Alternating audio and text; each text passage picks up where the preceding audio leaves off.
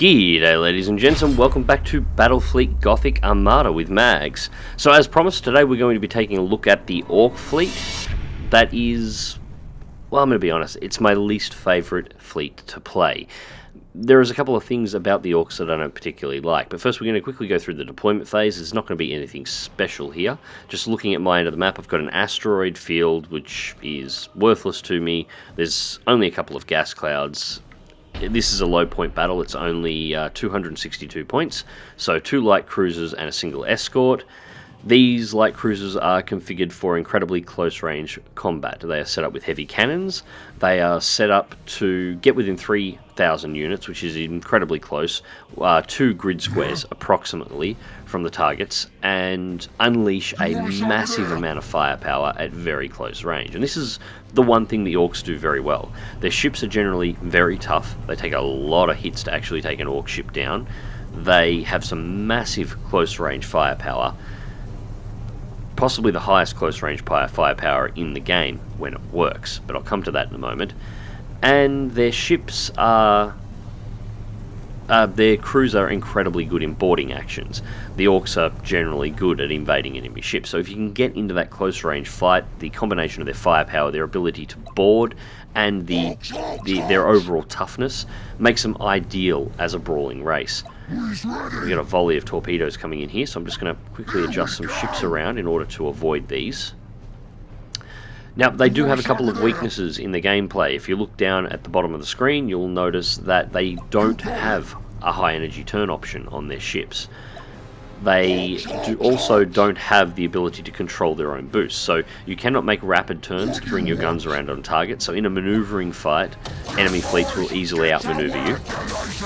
The boost on the ship is incredibly fast. Ork ships are not quick, but under boost they probably have the most powerful boost in the game. They move very fast under it, but there is no control of that boost once it's activated. It burns out your entire movement bar, and that's it. It's out. You cannot control it. You cannot turn it off and on as you can with other fleets. I will say I think the Ork ships are probably the best looking ships in the game, though. They really do look the part. Second wave in here. This we're facing Imperials at the moment. That's 2 torpedo volleys so far. So I'm thinking 2 cruisers at this point.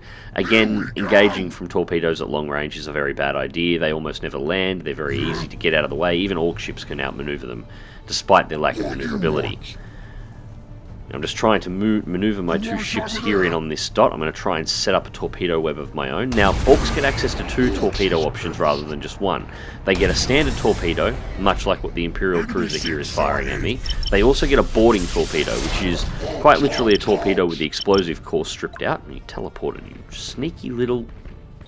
Anyways, it's a standard torpedo with the explosive taken out and a bunch of Orks rammed inside of it, and you fire it into the enemy ship, and it's a aggressive boarding action. So the Orks actually get 3 ways of boarding enemy ships.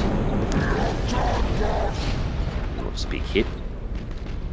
Boarding success, but it doesn't appear to have done too much, and I think I'm about to get myself caught in a stasis web. Yep, there it is, but got his ship as well. That's right, I'll focus these escorts for just a moment, try and cut down on some of their firepower.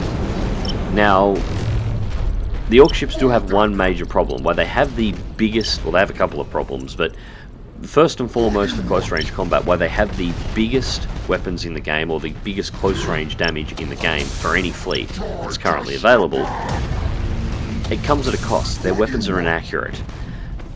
Basically, they will fire, and it all comes down to RNG as to whether or not you are going to lay that damage on. So if you get lucky on your dice rolls, the game, all your shells and all your shots will go into the target and perform a phenomenal amount of damage. But it's entirely possible that every single shot you fire at the enemy ship will miss and do nothing as well. And there's no way, outside of activating your special abilities, to try and increase that. I'll try and get a boarding action on here. Now, I've got this set up for that cruiser to have its engines taken out. I'm trying to slow it down and reduce its maneuverability. We destroy a gun, which is good, but we don't take out the engine, which is unfortunate. But I've got him in a perfect broadside position here, so I'll continue putting the fire on, and the escort has just driven straight in. Putting a taunt on, I want to try and keep him there for as long as I possibly can. Now, Now I'm going to get my escort here. I'm going to get my escort to come in behind theirs and hopefully take it out. I'm not particularly worried about the damage at the moment. As you can see, he's not able to put a huge amount of damage directly into my ships. That being said, any damage you can reduce by getting rid of the escorts is always good. We'll go for another torpedo shot here. Standard torpedo. I'm looking for hull damage at the moment. And his defensive gunners take out the torpedo that was going to hit, and he manages to avoid the other 3. Sorry, while he's out of that distance, he's outside of effective gun range now, so we're going to close fire on the escort. I'll do a boarding action on it as well. Yep, we set it on fire. Excellent. That is probably going to destroy the ship. Once they're on fire, the escorts tend to go out. Torpedoes only clip one of my cruisers. Shields take... well, the armor takes most of everything there and does very little. My escort, unfortunately, did take a big hit. Move the escort on their escort. It's almost dead. And you can see this enemy cruiser is not taking a huge amount of damage. This is because I'm having some pretty bad rolls on RNG. I'm getting a lot of missed shots, and the shots that are hitting rarely enough that it is able to continually recharge its void shields. So the shields are absorbing the shots rather than actually doing direct damage to the hull. And he's going to warp. There we go. And he's going to try and escape. Alright, boarding torpedoes. If I can get the boarding torpedoes to land, we'll prevent him from being able to escape. They'll interrupt the warp out, and I'll be able to finish him off. And they don't make it in time. Damn it. So, there you see one of the problems with the Ork fleets. Now, I could have boosted there to try and close on him, but because the ships are very slow to turn, he likely would have warped out before I could have closed the distance anyway. The one ship that possibly could have made it probably wouldn't have got within interrupt range by the time that warp out completed. So we have a victory in the last battle, but unfortunately the final cruiser did manage to escape, and you can see the Ork cruisers had trouble just maneuvering with the Imperial vessel. It was able to get around us, warp away, and get out of the battle. So we're going to go through and try it again. This time we're in a 287 point battle. This means we can take 2 light cruisers and 2 escort ships. It also means we're facing a higher level player. As I said, I've only done a handful of battles inside of my Ork fleet. I just picked up some new skills on this from the last battle, so my ships are a little bit better now. But when you start racing these funny, slightly higher point battles, chances are I'll be facing a larger type ship. So I expect already that the enemy fleet is probably going to have at least a cruiser class in it. Now, I'm going to try and split my fleets here. I'm going to try and put my escorts here and have them move up to the light cloud in front and leave my 2 light cruisers in the gas cloud where they're currently sitting. Now, this battle is against Chaos. These guys I really don't like fighting. These are my preferred fleet. They are highly mobile, which means they are the perfect counter to an Ork fleet. If this guy knows what he's doing, it's unlikely that I'll even be able to get guns on him. If he's set up in a carrier configuration, he'll cripple all of my ships before I can even get within gun range. So we're going to play a bit of a waiting game at the start of this one, while we wait for them to move in and see exactly what he's got. He's only brought out 3 ships, so I'm expecting a light... oh, hang on, he's just boosted his ships to close distance. Yeah, we've got 2 escorts and a cruiser class, so it's my 2 light cruisers and 2 escorts versus 2 escorts and a cruiser. Still don't know what configuration he's actually got here though. And...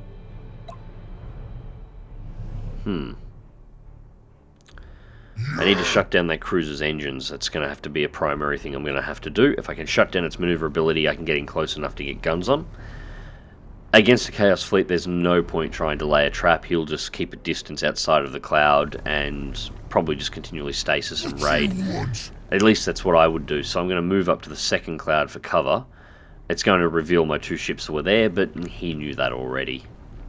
It's the only problem I have with the battlefields in Battlefleet Gothic. They're very predictable. If you've got a gas cloud on your side, you can see that there is 4 ships on the enemy team. You can only see 2 of them. 2 of them are in the gas cloud. It doesn't take a whole lot of thinking to work out where they are.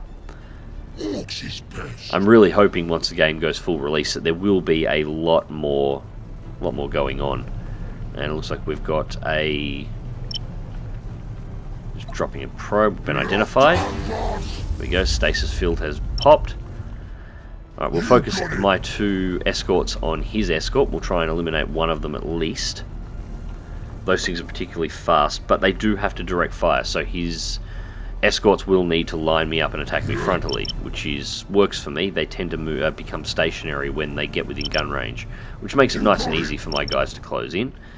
And we've got bombers out.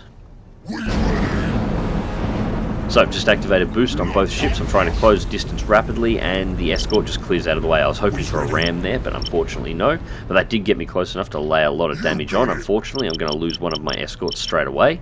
No great loss. They're just there basically to scout for this fleet and to absorb a little bit of fire. I'm never really concerned about keeping my escorts alive. For me, it's all about the capitals themselves. The line ships is the correct word. We're going to board on the escort. That's right, if he's boarding the escort, he's not boarding my cruisers. Not that I'm particularly worried about boarding actions. The Orks are pretty resistant to them. Torpedoes away. Also, we're going to get some good hits there, and we got boarding torpedoes right across, and unfortunately they all failed. Second volley.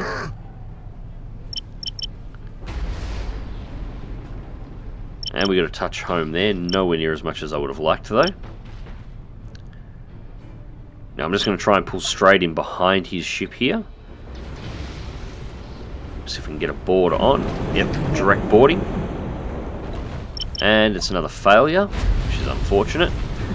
His ships may be set up and he gets a ram in. This is an interesting play by a Chaos player. I've never seen anybody try and deliberately ram with a Chaos fleet. Keeping them at distance is almost always a better option. Their guns and their attacks are designed for range. Taunt him in, so he's trapped. So we got a fire on board. One of his escorts has been eliminated. This should be an easy takedown. The ship is constantly trying to turn towards me because the taunt was active, so he's boosting to try and keep the distance on. Let's boost him in, see if we can go for a ram. And it's a miss. Boarding failure on the escort.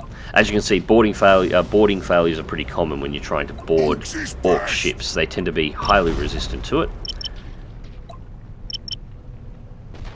Just keep trying to put the firepower on here.